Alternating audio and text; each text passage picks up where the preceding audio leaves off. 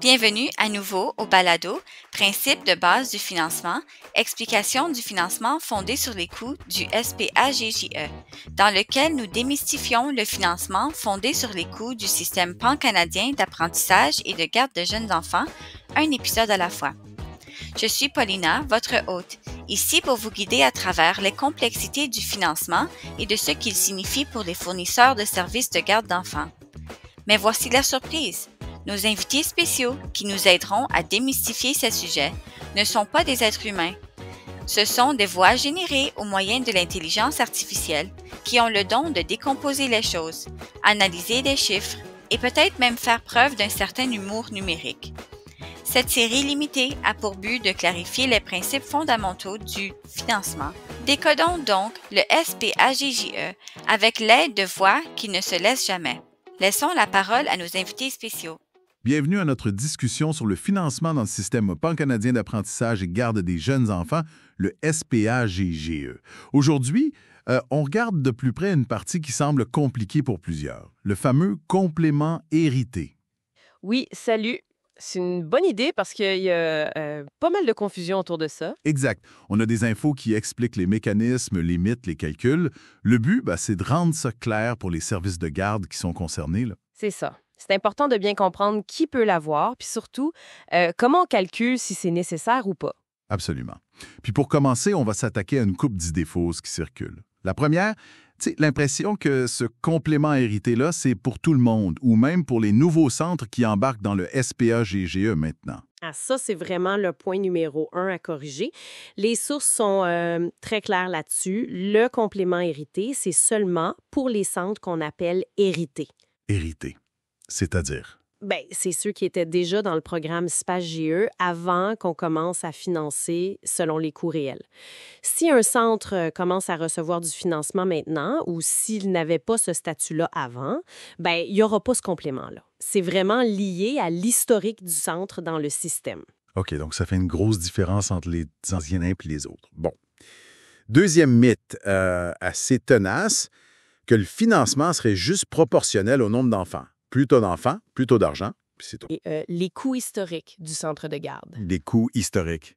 Donc, c'est le passé qui influence l'argent d'aujourd'hui et de demain, mettons. Les sources parlent des états financiers vérifiés de 2023 comme point de départ. Tout à fait. C'est ça la base. On part de ces coûts-là, de 2023, puis après, on les ajuste.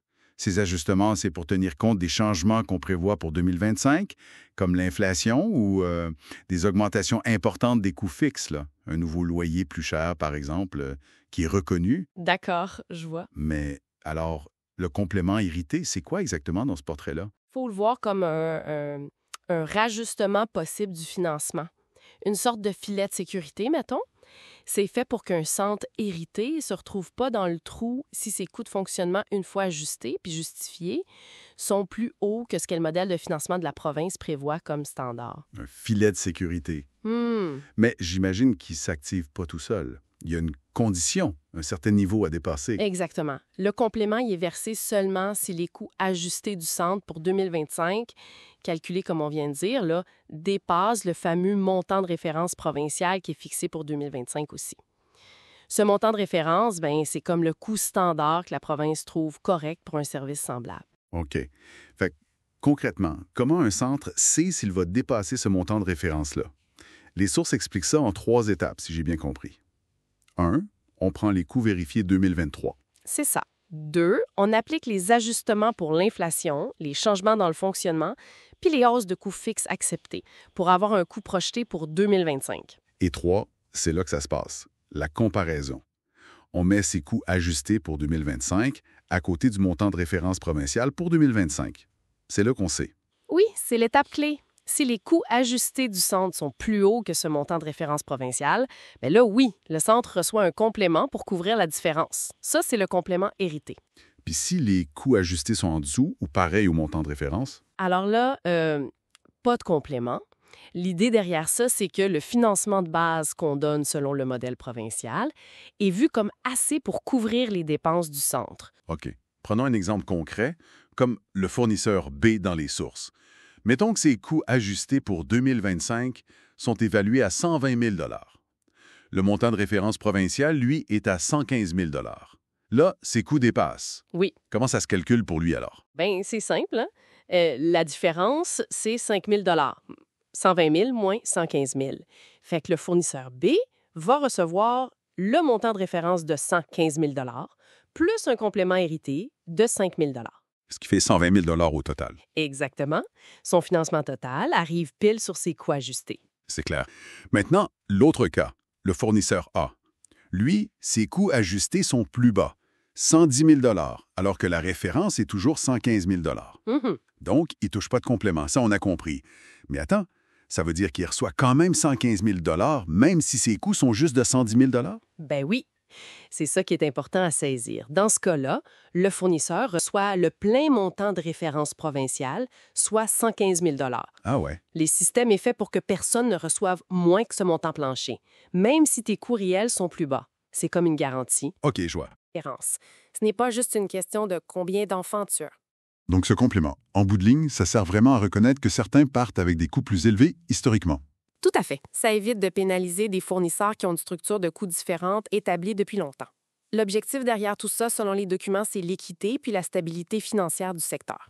D'accord. Évidemment, on peut se demander si un système basé sur le passé pousse toujours à réduire les coûts, mais bon, son but premier, c'est de couvrir les dépenses justifiées. Bon, fait que si on résume l'essentiel pour que ce soit bien clair, le complément hérité, ça dépend des coûts historiques ajustés, pas du nombre d'enfants pantoute. C'est ça. Si s'active juste si ces coûts dépassent la référence provinciale. Oui. Puis si les coûts sont plus bas, le fournisseur reçoit quand même le montant de référence au complet. Le but, équité et viabilité. Exactement. Puis en terminant, ce modèle-là, basé sur les coûts passés, même s'ils sont ajustés, ça soulève quand même une question intéressante pour l'avenir. Ah oui? Laquelle?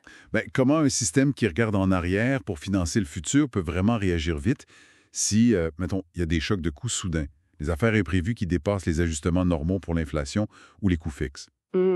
Bonne question. C'est une réflexion sur l'équilibre entre vouloir un financement prévisible puis avoir la flexibilité de s'adapter vite quand l'économie bouge rapidement. Voilà une excellente piste pour continuer à y réfléchir. Merci beaucoup d'avoir décortiqué ça avec nous.